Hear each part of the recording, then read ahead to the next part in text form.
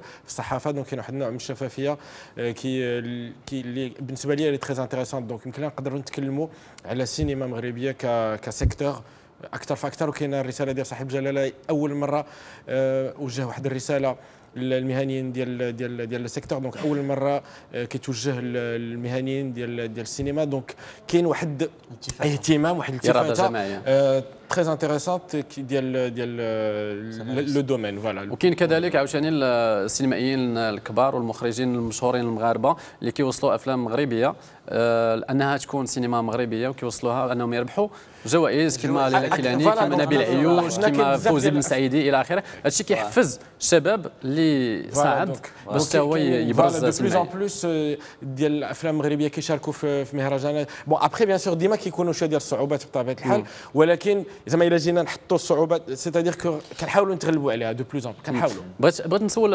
عبد الله على هذه الموجه الجديده ديال السينمائيين الشباب. واش ما كتظنش ان مثلا السينما المغربيه مقسومه على جوج، مقسومه على صنفين؟ ديما الجيل الصاعد والجيل السابق، ديما الشباب، ديما الرواد، ديما المدرسه الجديده والمدرسه القديمه. ما متفقش مع هاد الناس. بوركوا المدرسه القديمه عندها لي بوزيتيف، عندها لي شوز بوزيتيف ديالها. et les gens اللي يلاه نقولوا ils sont jeunes وباغي يتعلموا، جو كخوا كو عندهم تا هما لور اكسبيريونس. دونك علاش لا ما يتخلطوش في خدمه وحده، وهنا يكون واحد انا جو تنقول ديما باللي لي غران اي لي بوتي يمكن لهم يتعاونوا et peuvent donner quelque chose de nouveau. C'est une grande richesse. C'est une grande richesse. Pourquoi? Parce qu'ils ont leur expérience, on a notre expérience. On a l'expérience assez ouverte. Ils sont ouverts à leur monde aussi. عندهم le passé qui revient. Et puis voilà, إنسانيا يقدروا يتخلطوا ويعطيو شي حاجه جديده. جو بونس كو خاص تكون اون سينيرجي ما بين الناس القدام والناس الجداد، دونك باش يغنيو السينما المغربيه. ما كاينش واحد قديم وواحد جديد. بون فلاش كنهضروا قديم وجديد في ليكسبيريونس. هما عاشوا بزاف ديال لي سيكونس في الحياه ديالهم، فهمتيني ولا لا؟ اللي ما عشناهمش حنايا دي جون يقدروا ما يفيدونا بهم، فهمتي؟ ولكن يجي واحد الوقت على وما سيتادير لو ميساج اللي كيخرج في هذه الجلسه اللي كيبان لي انايا سي كو اون اي توس في لانكوراجمون ديال لا سينيرجي ما بيننا. On a tous besoin d'une femme d'une quarantaine d'années ولا ان بتي غارسون. ما عندناش بزاف ديال الممثلين اللي عندهم 5 سنين 4 سنين كم aux États-Unis. الدراري صغار. بوركوا؟ باسكو باش نتكلموا على واحد الموضوع اجتماعي on a besoin de tous les âges. Où on n'a pas beaucoup de talents jeunes, de jeunes talents, de très jeunes talents. Il faut penser à ça pour que l'histoire puisse tenir la logique cinématographique dans l'écriture, dans tout ça. Parce que c'est vrai, mais tu écris un scénario, il te faut toutes les données. Tu te dis, là, je suis دري صغير, نديرو figurant, ou là, نديرو غير دايز.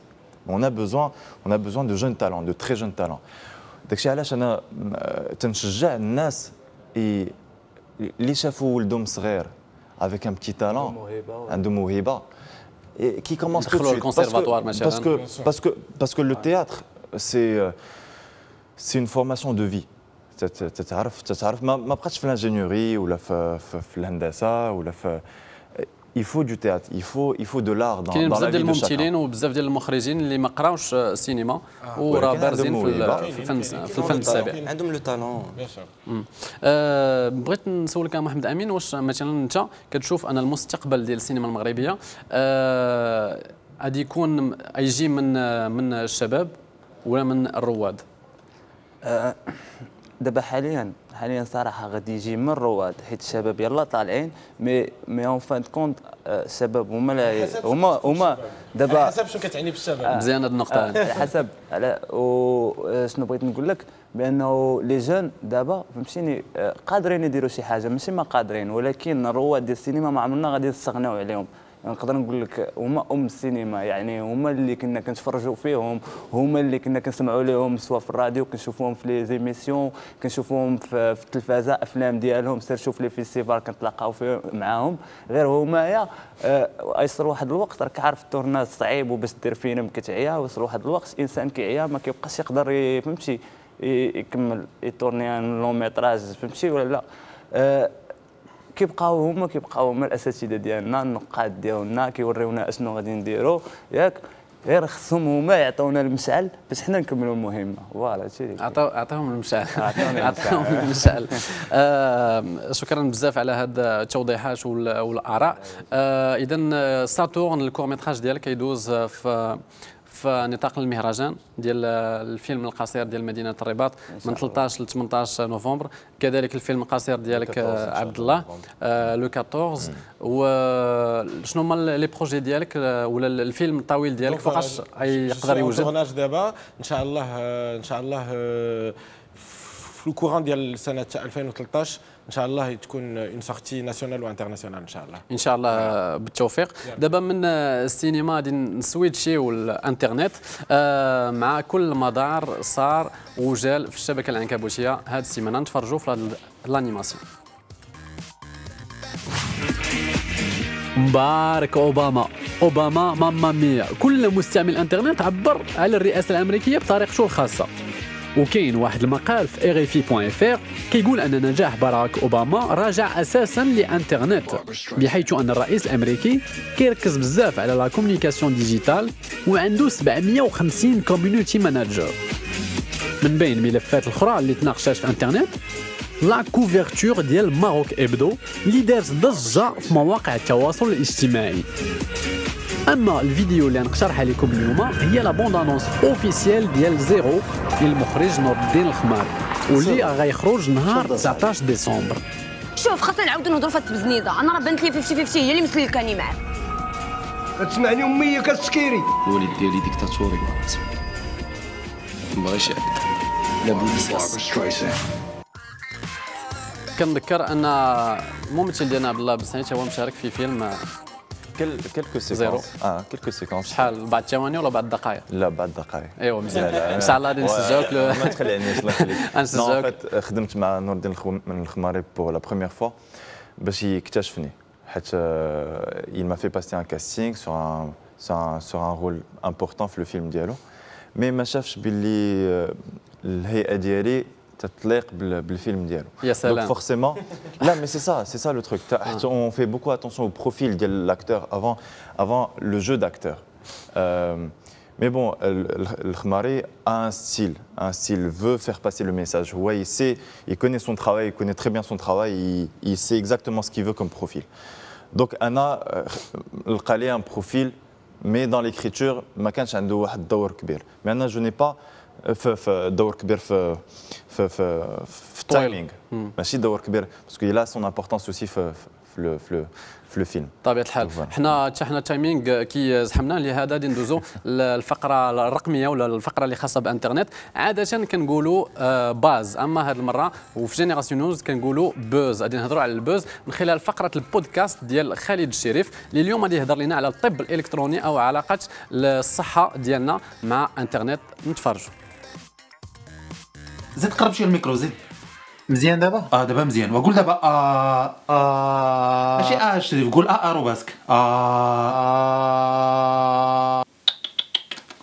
حالتك صعيبه سيدي، عندك شي مشكل في الحلقم. اش دير؟ دوز عندي غدا العياده ندير لك سيزاريان.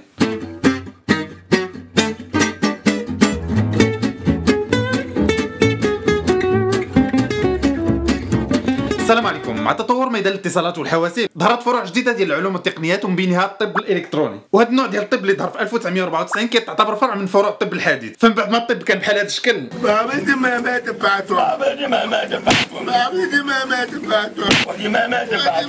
دابا تطور ولا بحال هذا الشكل. الطب ولا اكثر تطورا في التقنيات الحديثه ولا اكثر فعاليه وممكن يتمارس عن بعد، بل حتى العمليات الجراحيه ولاو كيداروا عن بعد. واحد دقيقه عافاك. بالطب الالكتروني غزا حتى الالعاب الترفيهيه ديالنا، فدابا كاين العاب تيديروا الدور ديال المدرب ديالك، كيراقبوا الصحه ديالك، كيراقبوا الوزن ديالك، وتيراقبوا حتى التغذيه ديالك. بصفه عامه الطب الالكتروني كيشمل مجموعه ديال المجالات. المجال الاول هو الاستشاره الطبيه عن بعد، فالمريض مابقاش ملزم عليه انه يمشي حتى لعند الطبيب او العكس، خصوصا الا كان المريض عايش في شي منطقه معزوله. المجال الثاني اللي كينتمي للطب الالكتروني هو الرعايه الالكترونيه، وهذا المجال كيتستعمل خصوصا في المراقبه ديال الصحه ديال الاشخاص المسنين، بحيث ان الطبيب ممكن يراقب الصحه ديال مجموعه ديال الاشخاص تحت الاشراف ديالو بلا ما يحتاج يتنقل. Quitter la maison pour obtenir des soins est une source de stress. Depuis un an, Madame Perrault utilise la télésanté pour demeurer en contact avec son équipe de soins. والحجة أنا راه موراك وتفينك وموراك الحجة. بسم الله الرحمن الرحيم.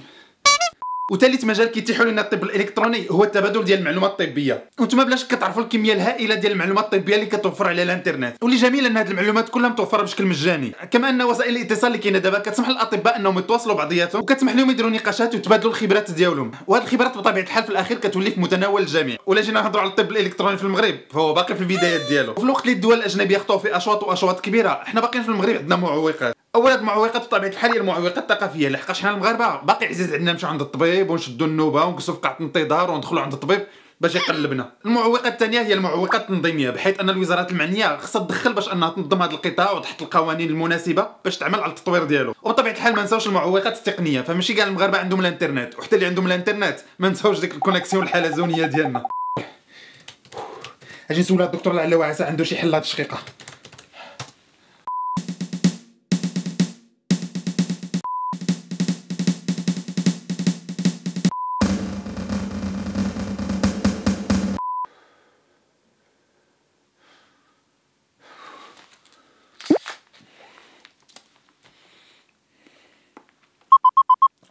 ولكن رغم ذلك الحمد لله بدينا كنسمعوا عن المبادرات في هذا المجال ديال الطب الالكتروني في المغرب، فدابا كاينين فعلا اطباء مغاربه كيقدموا الخدمه ديال الاستشاره الالكترونيه عبر الانترنت للمرضى ديالهم. كما لاحظنا الظهور ديال مجموعه ديال المواقع الالكترونيه المغربيه المتخصصه في مجال الصحه اللي عندها واحد المضمون غني ومتنوع، واللي جميل ايضا ان مجموعه ديال كليات الطب في المغرب ولا كتقدم واحد الشعبه جديده وهي لانفورماتيك ميديكال. ايوا اش بغيتوا راه حنا كنطوروا بشويه بشويه. اللي خصنا نعرفوا ان الخبراء كيأكدوا بان الدول الناميه الحل الوحيد قدامها باش انها تطور قطاع الصحه عندها هو انها تستعمل الطب الالكتروني، وحتى انا في نظري هذا هو الحل باش اننا نخرجوا قطاع الصحه في المغرب من الازمه ديالو. فتخيلوا معايا لو السبيطارات ديالنا استعملوا الطب الالكتروني، السبيطارات عندنا غيوليو كيتصفروا، تبقى لا نوبه لا قاعه انتظار لا شد الصف لا والو. الفرامليه غادي يضعفوا لحقاش ما يبقى لا بنان لا حليب لا والو كيجي للمرضى. لي زومبيلونس يعطيهم الامن الوطني يجمعوا فيهم البزناسه. القطن والفاصمه غادي يديروا الفرامليه يعمروا بهم المخاد والحيف ديالهم. وحتى لا كتب لك الله مشيتي للسبيطار خاصك تعرف بلا المفهوم ديال القهوه غادي يتبدل. انت شوف دهن خوك ندبر لك رونديفو غدا مع الدكتور. لا لا العظيم ما فيها زعما. الله ينهار انت شنو هادشي اصاحبي؟ دور معنا 200 درهم اصاحبي قديم. انت شكون اللي باقي كيشد 200 درهم دابا؟ راه كيدوروا معنا بالبايبال اصاحبي.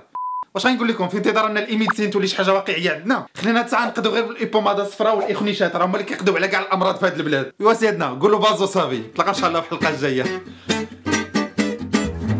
تبارك الله على خالد كرونيكور ويب ديالنا كل اسبوع مع موضوع رقمي جديد. قلت لنا كيهضر شويه بزربه. لا بغيت نعرف واش بغيت نعرف واش يتنفس ولا ما تتنفسش باسكو انا خدقني ياك ما دالكش دقيقه شويه. لا شويه نو عبد الله ملي كتسمع مثلا طب الكتروني فاش كتفكر؟ اول حاجه كتفكر فيها شنو هي؟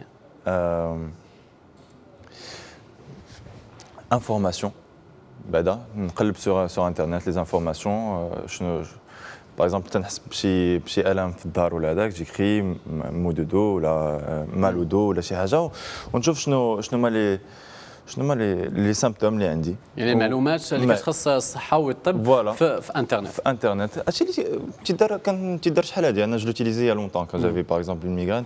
دابا اون ا بلو بوزوان دو ميدسان بور بروندر ان دوليبران. Tu as mal à la tête, tu prends ou bien Migraligine ou bien Doliprane. Enfin, sans pour autant faire la publicité à Doliprane. Voilà, c'est ça. شويه معطله القضيه. صافي اللي قلتيه ماشي مشكل. سي عثمان واش كان عندك نفس المفهوم على الطب الالكتروني كو عبد الله؟ انا بون بيان سور انا جوج حوايج اللي كنت كنفكر فيهم بطبيعه الحال. فاش كتمرض ولا كتحس براسك عندك شي ملاذ كتمشي كتشوف لي فوروم ولا الناس كيدويو كيقولوا شنو وقع وداك الشيء. دونك لافورماسيون اللي كتكرر بليزيور فوا كتعرف بانها صحيحه بيسكو اون جينيرال سي با دي ميدسان. وكنت كنتخيل ولكن ما كانش صحاب اللي وقعت بصح بهاد لي كونسلطاسيون كيكونوا اون لين. انا غير تخيلت بالضحك كنقول تصور كون كانت مي انا كنكتشف بانها وقعت بصح. كاينه في فرنسا وبطبيعه الحال فرنسا جابوها من الامريكان. والامريكان مثلا من غير الاي ميديسين اللي موجوده رسميا في الامريكان عندهم واحد لا سيري اللي مشهوره بزاف في الامريكان سميتها ويب ثيرابي، يعني ثيرابي على انترنت. سي ياسين مختص في الاي ميديسين الا ممكن نقولوا. علاش اختاريتي انك دير لو بورتاي ولا الموقع الالكتروني medicinemag.ma ولا .com وكيهضر اذا على الطب، وعلاش ما كيهضرش على السياحه ولا التجاره ولا مجال واحد اخر؟ Bon, le choix déjà le site ou le domaine, c'est que qui va jeter l'idée. Déjà, le domaine de la médecine في المغرب, l'état dialogue, il a besoin de dire un état de lieu, c'est pas vraiment, que ce soit les hôpitaux ou là sur le web. مازال خصنا الخدمه مازال كاين بزاف د الحوايج اللي خصهم يتاميليوراو دونك l'idée بعدا من جاتنا l'idée باش نكريو le portail c'est que on est un groupe d'amis une clique que des médecins et des pharmaciens je suis le seul informaticien donc قلنا علاش قلت لهم انا voilà je suis dans le web j'assiste à des événements web et tout ça هما ils sont spécialistes tout ce qui est médecine c'est leur domaine de compétence bien sûr leur gagne-pain. Donc, pourquoi ne pas coupler et la médecine et les nouvelles technologies d'information et de communication linguistique, surtout le web. Donc, je mène le web et la médecine et on a fait le portail dédié justement et pour la médecine et... Exactement, l'idéal et le médecine ديالو. وشنو الفقرات اللي كنلقاو في هذا الموقع؟ En fait, les lecteurs ديالنا يلقاو le grand public les internautes يقدروا يلقاو في le portail ديالنا on a prévu plusieurs rubriques en l'occurrence l'actualité médicale عندنا une file d'actualité médicale nationale et internationale عندنا des dossiers spéciaux ou là des dossiers spécialisés qui sont rédigés par des spécialistes, des médecins spécialistes parce que déjà juste pour information les rédacteurs le site et le rédacteur en chef, ce sont deux médecins. Je les salue à travers votre émission. Et la rubrique ou l'apport ديالنا ou la valeur ajoutée, القيمة المضافة ديالنا كيف ما كنقولوا هو la rubrique forum baptisée المنتدى e-diagnostic. Donc الدياغنوستيك اذا هو اللي كيدخل مستعمل الانترنت كيقول الاعراض اللي عنده نتوما كتقولوا ليه شنو باش مريض اكزاكتومون دابا كيجي الانترنت في الفوروم ديال اي-diagnostic كيعطي لي سيمبتوم ديالو il interagit avec un médecin avec une خدمه مجانيه c'est gratos c'est gratuit كيجي كيقول فوالا لي سيمبتوم اللي عندي باسكو يقدروا يكون عنده بزاف ولكن هذاك الميدسان اللي كيدير دياغنوستيك واللي مكونيكتي هو اللي كيجاوبو واش جينيراليست ولا سبيسياليست غادي نرجع لهذا لو بوين اسامه سي كو ديجا كاين ان بروميير بوين سي كو يقدر ان انترنوت يمشي للانترنت يحط لي سيمبتوم ديالو كيف ما قال عبد الله قبيله يقدر يلقى بليزيور باثولوجي بزاف ديال الامراض اللي نقولوا اللي غادي في نفس الاتجاه ديال لي سيمبتوم c'est-à-dire les mêmes symptômes ولكن الامراض ولا لي باثولوجي ne sont pas les mêmes donc حنا on a prévu هذا لو e-diagnostic كيكون ان médecin généraliste bien sûr بحال اللي كتلقى في لي زورجونس اللي كيدير لك ان بروميير diagnostic كتقول لي سيمبتوم ديالك كيعاود يسولك دونك il creuse un petit peu il investigue وكيعطيك il t'oriente كيقول لك فوالا انت شنو كيقول لك اين الدواء تاخذ لا ما كايناش لا بريسكريبسيون ما عندناش لا بريسكريبسيون جوريديكمون اي on va dire voilà moralement ما عندناش on n'a pas le droit de prescrire via le forum ولكن كنقولوا له فوالا ها لا مالادي اللي تقدر تكون عندك وخصك تمشي عند ان تيست سبيسياليست دونك حنا اون ايغوي l'internaute ou le malade, voilà exactement, ou par la suite, c'est à lui de voir le bon spécialiste. واش مستعد محمد امين تاخذ هذه التجربه هذه الا كنتي الله يحفظ والله ينجيك مريض ولا عندك بعض الاعراض انك تدخل الانترنت وتستعمل هذه الخدمه ديال الاي ميديسين بين قوسين؟ نقدر نستعملها مي الا كنت باقي اون بلان فورم باقي قاد فهمتيني بيان سور ماشي اورجونس الا كنتي اورجونس خاصك تمشي لي اورجونس ديريكتومون فوالا بحال هكا وشنو هما المخاطر مثلا ديال هذا الاستعمال ولا ديال هذه الطريقه هذه شنو هما لي ريسك مثلا لا ريسك هو يغلطوا فيك فهمتيني يغلطوا لك في الدواء ديالك وتولي فهمتي لا ما كيديروش لا ما كاينش الدواء امين غير واحد لو بوين قلتيه انت واسامه ما كاينش اون بريسكريب ما كاينش الدواء ما كنقولوش لك خذ هذا الدواء ولا خذ هذا الدواء مي كنعاونوك باش تلقى لا بون انفورماسيون ولا لو بون ديسكريبتيف ديال لا مالادي ديالك شنو اش من مرض عندك انا كيجيني المخاطر ديالو هو الواحد هو يعول عليه بلا قياس اكزاكتومون ولا يقدر كاع لو سول دونجي هي اللي كيعول غير عليه غير واحد لو بوين امين سي كو هاد الناس هادو اللي غادي ياخذوك ان شارج في لو e-diagnostic في الفوروم e-diagnostic ce sont des médecins pratiquants وعندهم une identité bien sûr كتشوف لا فوتو ديالو سميه الكنيه لا فونكسيون ديالو je sais pas, le site, l'adresse email. Voilà, exactement. Il y a tout un prescriptif ou la descriptif ديال le parcours ديالو في la rubrique qui sommes nous. Est-ce que ما نخافوش يكون par exemple des faux forums الناس par exemple هذا هو اللي نخافوا منه effectivement تكون تكل عليه بزاف et puis tu cherches sur des adresses qui sont pas bien et puis بعض المواقع الفرنسويه بعض المرات exactement اللي كيوقع عبد الله اليوم سي كو الناس بقوه نقولوا الاستعمال المفرط ديال الانترنت الناس كتمشي كتلقى واحد لا ديسكسيون في واحد الفوروم الناس عاديين الناس عاديين كيقول لك لا راه درت هاد الدواء ماشي الطبيب اللي كيجاوب سي با ان سبيسياليست كيقول لك لا راه كان عندي هكا مي راه لقيت واحد لا مالادي باغ اكزومبل اكس الوغ سي ايغريك داكشي علاش قلت اما هذه القضيه هذه واخا خايبه شويه ولا من بين السلبيات هو انه المريض يتناقش مع المريض اذا كيقارنوا نفوسهم الاعراض ديالهم ما غاديش يزيدوا لقدام ولكن يمكن له فقط لهذاك المريض يفرغ المشاكل اللي عنده ويهضر على المرض ديالو ايفيكتيفمون اسامه كاين واحد النقطه سورتو في لا بسيكولوجي ديال لو مالاد فوالا في لا بسيكو مزيان انه يشكي شويه فوالا في لا بسيكولوجي ديال لو مالاد ديجا ملي كيكون واحد مريض il se sent seul كيحس براسو بوحدو كيمشي للانترنت il a besoin d'accompagnement donc واحد le premier interlocuteur اللي عنده un PC il est connecté donc il va chercher غادي يقلب على لي سيمبتوم sur internet donc c'est normal donc محمد امين كاينين بزاف ديال ماشي بزاف كاين بعض الاطباء عدد من الاطباء المغاربه اللي ولاو كيصوروا راسهم كيصوروا دي بودكاست دي فيديو وكي بوستيوهم وكينشروهم على انترنت من اجل انهم ينشروا بعض المعلومات المفيده والصحيه ويعطيوهم لكاع المستعملين الانترنت. كيفاش كتبان لك هذه الفكره هذه اللي جديده؟ فكره مزيانه زوينه وانا كنشجعهم عليها باش تكون ديما و بليسكو انا تكنيسيان نقدر نعاون اي دكتور نعاونو نصور معاه يا سلام كيبيع راسو فوالا و مزيان هذه القضيه. نفس السؤال بالنسبه لعبد الله دي ميدسان اطباء مغاربه اللي كيديروا دي بودكاست دي فيديو كيبوبليوهم في المواقع الاجتماعيه في انترنت في يوتيوب واللي عندهم كاع دي بلوغ فين كيتجاوبوا مع المرضى ولا مع مستعملين الانترنت. Je trouve que c'est bien, la vérité. Autant pour moi, par exemple, je pose par exemple des vidéos sur YouTube ou sur un موقع électronique. باش الناس يعرفوني يعرفوا المهنة ديالي. Il y a des gens compétents, il y a des gens moins compétents. Il faut faire la différence. خاص الناس اللي يشوفوا يعرفوا هذا السيد واش تيهضر في المهنه ديالو مزيان واش باغي يعاوننا ولا باغي غير يبان في موقع الكتروني. دونك il faut faire attention parce qu'il y a beaucoup de magouilles derrière. انا دكتور انا جو تنعرف لهذا الشيء تمشي لعندو فوالا. Donc il faut faire attention. Bien sûr sur internet il y a des bonnes choses, il y a de mauvaises choses.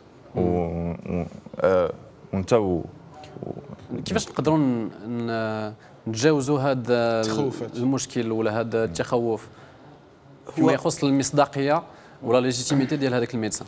effectivement دابا اي حاجه اسامه عندها بيان سور لي بوين بوزيتيف و لي بوين نيجاتيف ولكن حنا خصنا نبقاو ايجابيين دونك غنهضر على الايجابيات ديال ولا الحوايج المزيانين ديال هاد لي بودكاست. effectivement انا واحد لو بودكاست كي مو تيان ا كور ان بوست ديال نوفل شانا الدكتور نوفل شانا دونك à travers lequel il sensibilise la population على الحقوق ديال المرضى. Donc, je trouve que c'est une très bonne initiative à saluer, bien sûr. Revenons à la question, c'est que, effectivement, qu'il y ait ou des blogs ou des vidéos qui ne sont pas authentiques, ils véhiculent des informations, ce qu'on appelle la désinformation. Donc, les internautes ou les lecteurs يكونوا sélectifs في لي شوا ديالهم وفي حتى في لي فيزيت بغيت نقول ونتمنى ان القطاع الوصي ولا الوزاره الوصيه تعطي اهميه لهذا القطاع هذا وتشابوتيه ولا il va falloir le couper dans tous les cas. في جمله ممكن في جمله باش نختموا هذا الموضوع الا ممكن بالنسبه باش بحال قلتي سي سي ام ما كيخليوكش تصور لا ما كانش لوتوريزاسيون باش يشوفوا لو سيناريو ديالك باش يعرفوك شنو غادي تصور.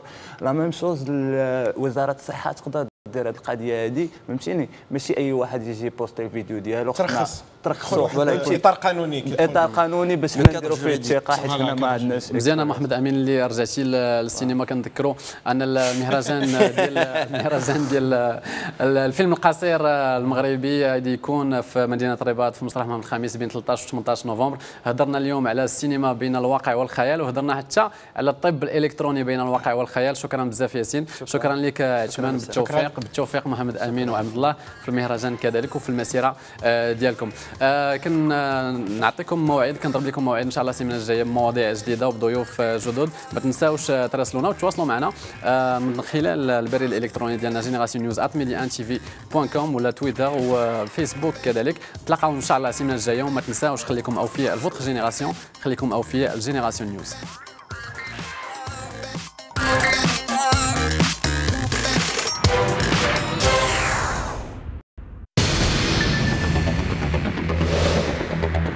ودابا شويه حلقه جديده ديال كاونت داون على قناه